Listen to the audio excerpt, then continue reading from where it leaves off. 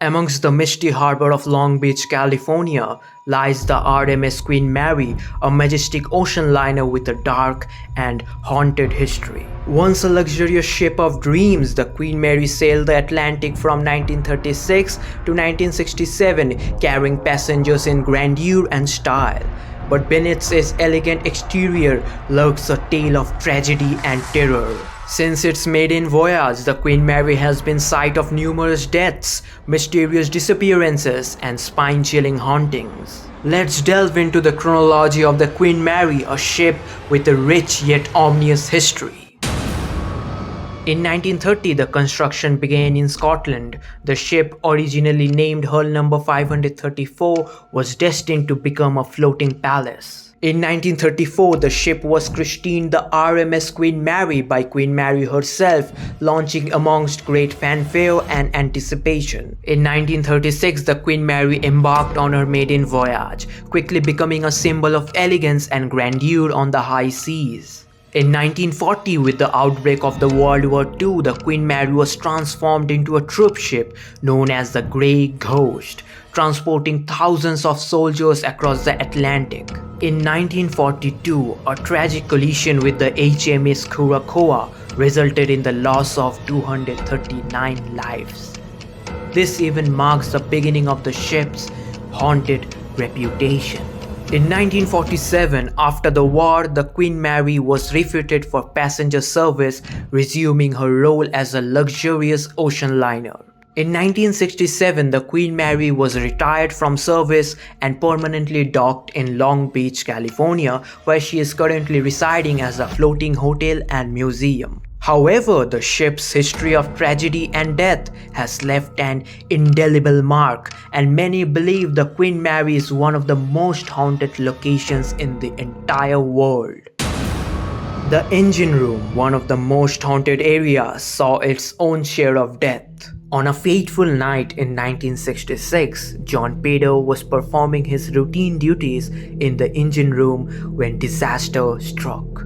The heavy door used to seal the watertight compartments slammed shut unexpectedly, crushing him instantly. Crew members who later found his body were horrified at the sight. Since that tragic incident, there have been numerous reports of sighting of a man in blue coveralls, believed to be John Pader, continuing his work even in death. Visitors and staff have reported eerie encounters with this apparition. They describe a cold presence and the sound of footsteps echoing in otherwise empty engine room. Some have even claimed to see a full-bodied apparition walking through the room only to disappear into thin air. The once lavish first-class swimming pool, now drained and eerie, is said to be haunted by multiple spirits. The most famous of this is Jackie, a little girl who is believed to have drowned in the pool during one of the ship's transatlantic crossings. Some have reported hearing the sounds of splashing and laughter when the pool is empty. Some have even seen the apparition of a young girl in a 1930s style swimsuit, her laughter echoing through the empty halls. She is often seen playing around the pool area, sometimes calling out for her mother. Paranormal investigators have captured recording of her voice, pleading for help or asking where her mother is. On October 2nd, 1942, the Queen Mary, while transporting thousands of American troops, accidentally collided with the British light cruiser HMS Curaçao. The Queen Mary sliced the Curaçao in half, causing it to sink rapidly.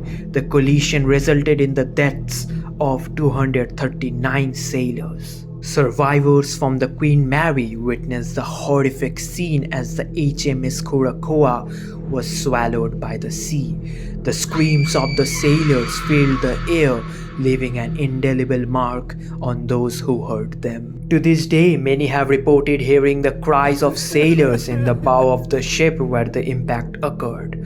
Some have even seen apparitions of men in military uniforms wandering the decks, still standing guard. The Queen's Salon, the main dining room, has its own spectral inhabitant, a woman in white evening gown. Elegantly dressed and forever graceful, the lady in white is a spectral figure who has been seen by numerous guests and staff.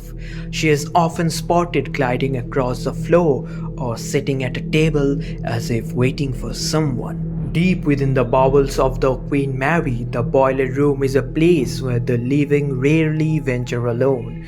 The oppressive heat and the clenching of the machinery create an atmosphere ripe for supernatural activity. Visitors have reported seeing shadowy figures darting between the boilers.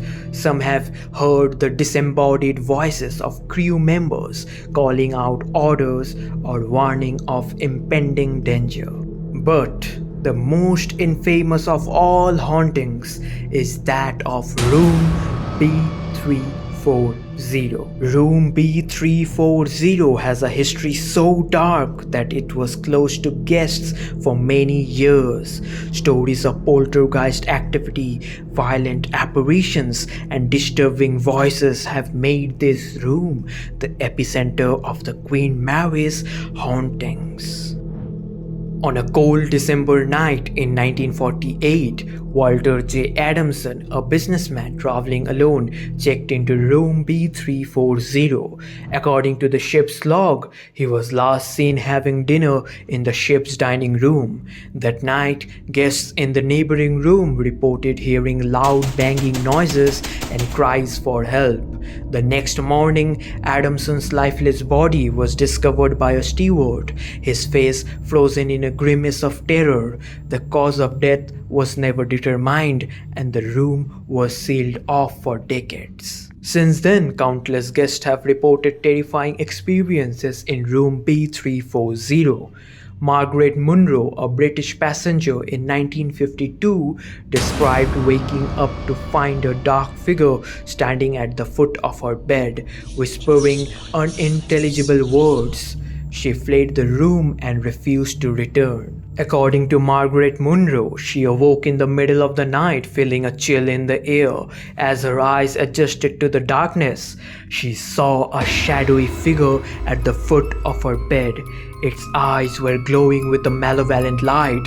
It began to whisper, and though she couldn't understand the words, the tone was filled with malice. She bolted from the room and never looked back. In 1966, a couple, the Johnsons, stayed in room B340. They reported violent poltergeist activity, with objects flying across the room and the bed shaking violently. Mrs. Johnson claimed she felt an icy hand grip her wrist, leaving bruises. According to Mrs. Johnson, they were sound asleep when suddenly the bed started shaking violently.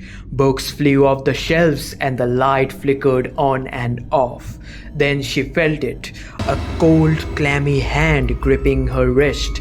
It was so strong and she couldn't see anyone there. When the lights came back on, she had bruises where the hand had been. They checked out immediately. In 2005, a guest named Anna Davis checked into room B340. She awoke in the middle of the night to the sound of a child's laughter and saw small wet footprints leading from the bathroom to her bed. She checked out the next morning, pale and trembling. According to her, she woke up to the sound of a child giggling. It was strange because she knew there were no children in the rooms nearby. When she turned on the light, she saw tiny wet footprints leading from the bathroom to her bed. They stopped right at the foot of her bed. She was so scared. She didn't sleep the rest of the night. As soon as it was morning, she packed her bags and left. Paranormal investigators have flocked to room B340, capturing chilling EVPs and witnessing objects move on their own. Some even claim to have been physically attacked by unseen forces. Some claim they have captured clear voices on their recording devices saying, "Get out and help me." They also claim that the room's energy is unlike anything they have ever encountered. YouTube sensation Sam and Colby spent a night in room B340 documenting their terrifying experiences. From unexplained knocks to eerie whispers, their stay left them shaken and convinced of the room's haunted nature. Sam claimed they could hear knocking from inside the walls, and at one point it felt like something was tugging on his shirt. It was the most terrifying experience of their lives. Whereas Colby claimed that the energy in that room was just off the charts, they couldn't wait to get out of there. Today, the Queen Mary serves as a floating hotel and a museum, attracting ghost hunters and thrill seekers from around the world.